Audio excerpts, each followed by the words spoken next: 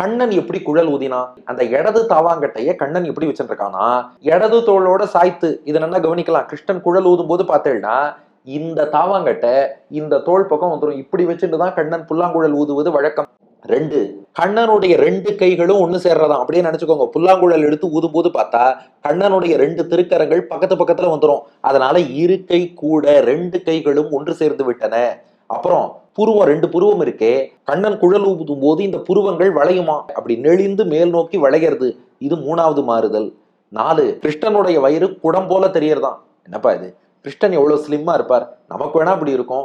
கிருஷ்ணன் வயிறை போய் குட வயிறுபட குடம் போல தெரியறதுன்னா அது அப்படி இல்லை. மாமுனிவர் அழகா வியாக்கியானம் பண்றார்.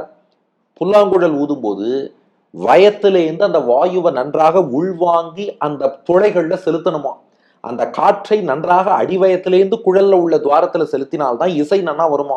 அதனால கண்ணன் என்ன பண்ணுவானா, முதல்ல காற்றை தன் வயிற்றிலே நிரப்பிக் கொள்வானா.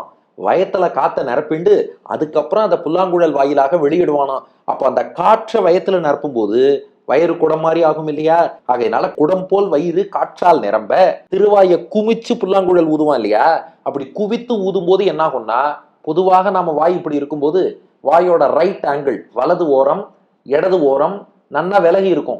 ஆனா குவிச்சு நாம குழல் ஊதும் போது இந்த ரெண்டு ஓரங்களும் பக்கத்துல வந்துடும். அதான் வாய் கடை கூட. இந்த 5 மாறுதல்களை அப்படியே மனசுல வச்சுக்கோங்க.